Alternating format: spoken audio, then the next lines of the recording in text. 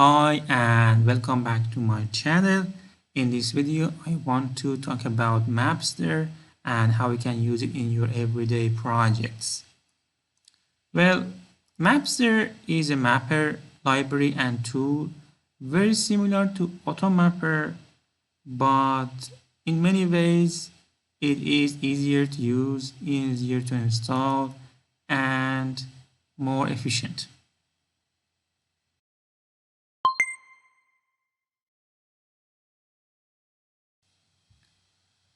AutoMapper has been here since ever. Maybe 9 or 10 years ago, I started using AutoMapper because it solved a very big problem for me, mapping objects from my different layers into each other, whether it's view model, or DTOs.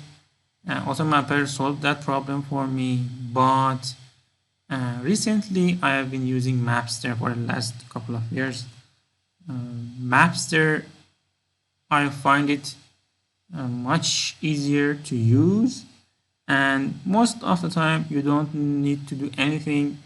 You just have the Mapster installed and just call the methods like project2 and adapt, and pretty much that's it, because I never like to go deep inside a mapper. Mappers have lots of configurations and customizations, but I find that too complex or unnecessary. If I have a very complex object that I want to map from one place to another, I create my own mapper and don't go deep inside configurations, customizations, and because it's hard to implement, you have to read lots of documentation. It is very easy to do it wrong, and you don't know what is happening actually in the background. Is it performant enough? Is it optimized enough? So I usually avoid going deep inside the mapper. Most of the time I just want to have one object be mapped to another, and that's usually because I have different number of properties, and pretty much that's what I expect from a mapper, and doing that kind of mapping with Mapster is much easier.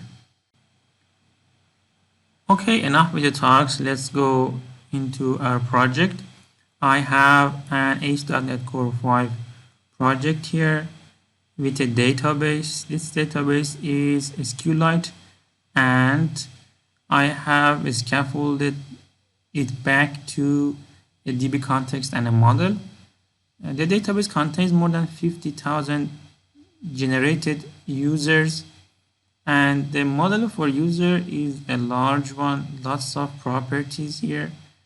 And what I want to do is just to take a part of this, just these 4 fields or properties, and have them be shown in my API. So let's add a new class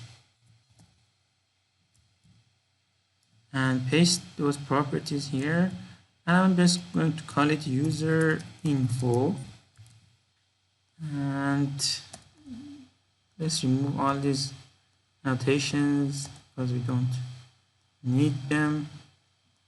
Also, we don't need these, and that's it. Let's format our document, and now I want to have a new index, and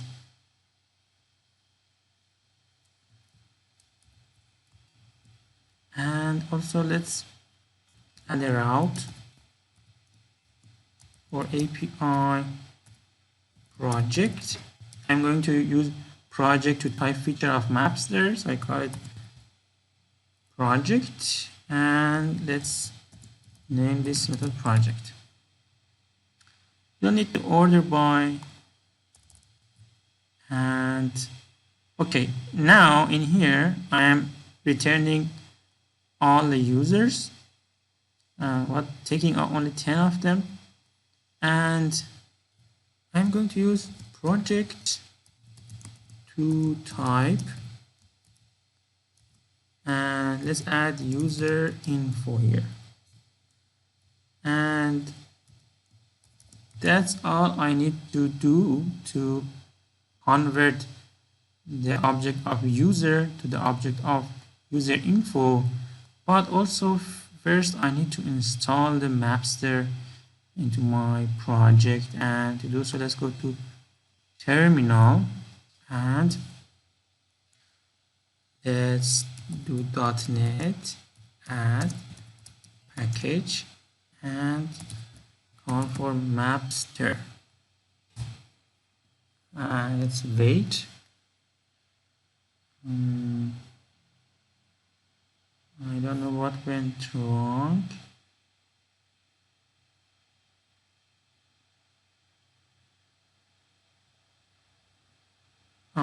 I need to go to my project folder first,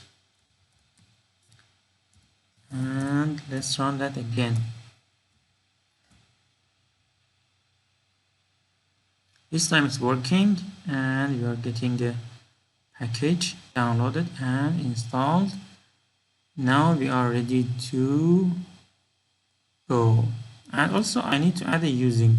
You can also use control dot here in VS Code, and it will find the necessary usings and add them for me. So that's it. Let's run our application and go to API project. So I start it without debugging. I'm so much confident that it won't break. So let's wait and see what happens. It is being built and being launched. Now we are ready. Let's go to my browser. In here I'm going to call for API and project and enter. So as you can see, I have my data in here, and I'm only receiving these 4 fields that I have in my user info. The cool thing about project 2 is that in here I am having the logs for my DB context, and you can see the select is only selecting those 4 fields, and it doesn't have to get all the user data from database to your memory and then map the properties from the user object into user info object. You can do it on the fly using iQueryable some features.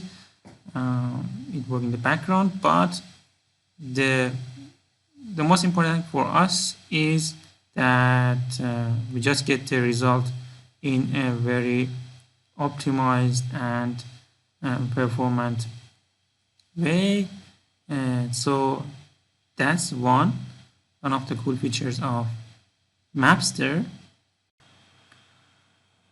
You should know that the same feature is available in AutoMapper with the same name, project 2, I guess, but we are using Mapster for now for this project because in here I didn't need to inject anything or define any profile to map from user to user info.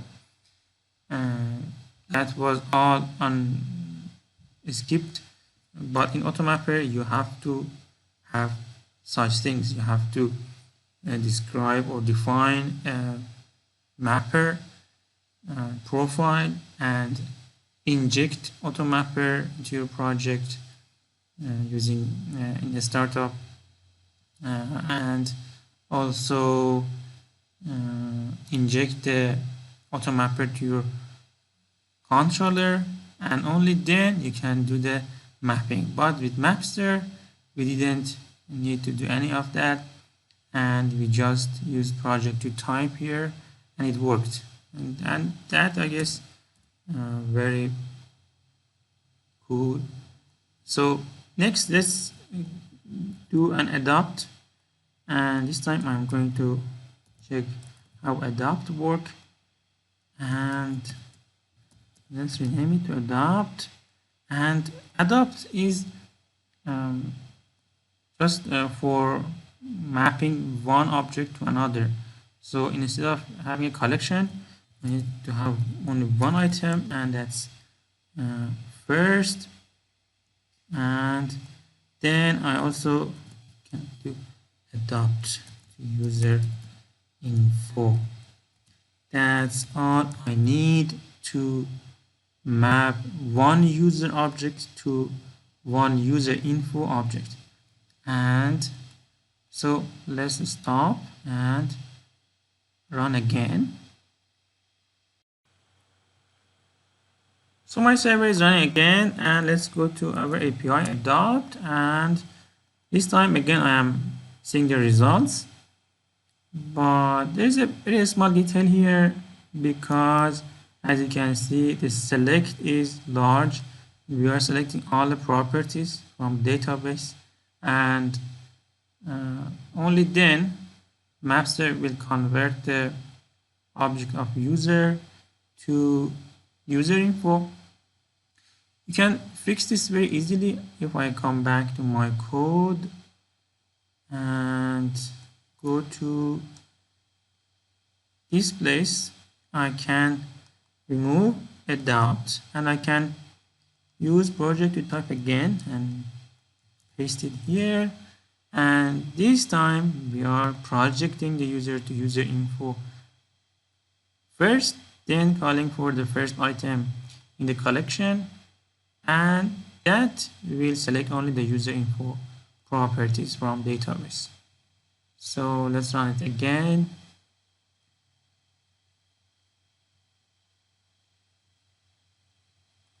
And refresh the adopt, and let's go to terminal, and this is what we get this time.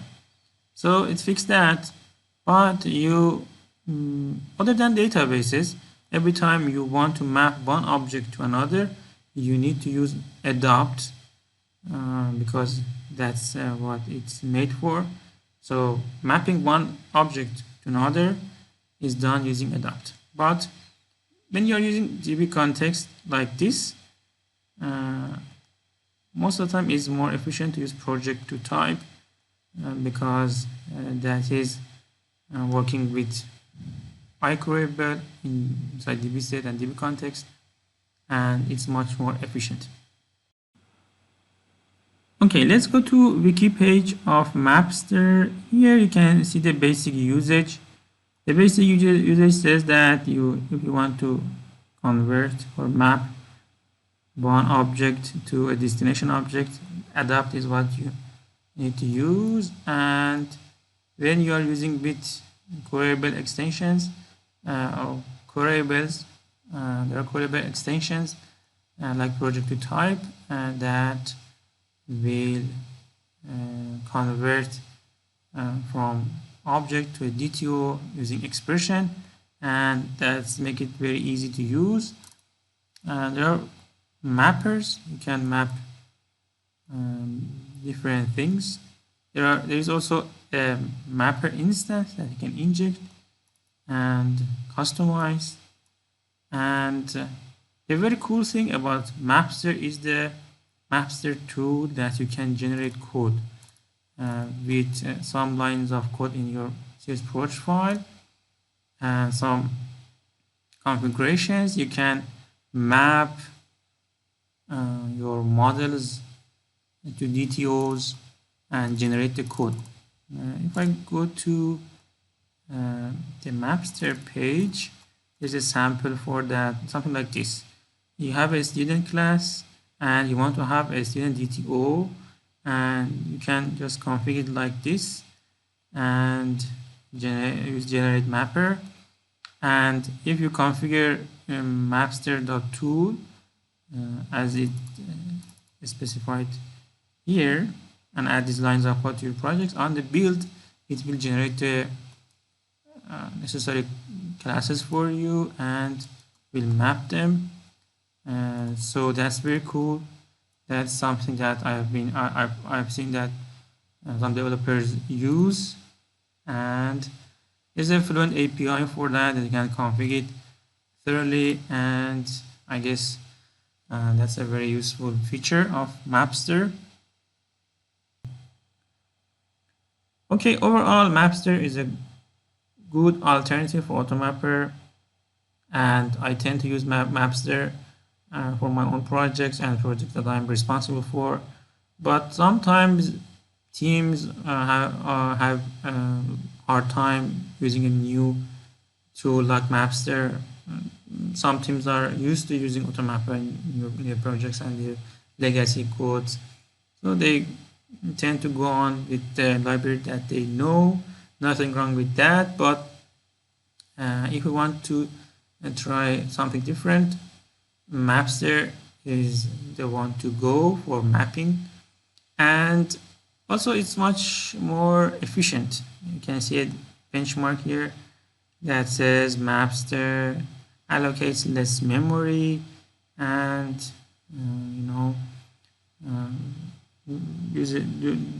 does its thing faster, and that's very important, I guess, if you want to have a more performant application.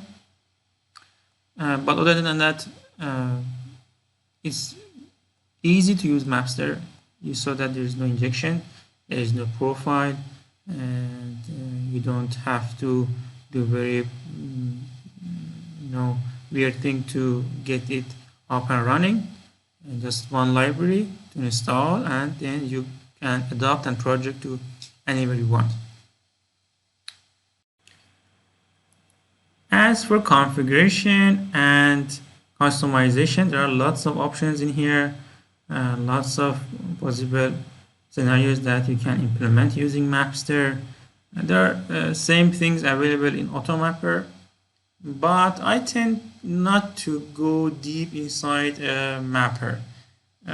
I use a mapper whenever it's convenient and it makes my life easier. If for a complex object, for a very complex need, I have to go into configurations and customizations and read lots of documentations, then I skip that and create my own mapper for that specific object and make it work somehow, like in a domain, in a service, and make it work on my own, because that way I know what is happening in the mapper and is it efficient or not, can I improve the efficiency over that. And it is just much easier to create your own mapper when you have a very complex scenario. So I don't spend much time reading these configurations and settings documentation, but if that's what you need, you can always go ahead and go on with these other options that are available in Mapster. So that's it for today. Thanks for watching, and see you soon.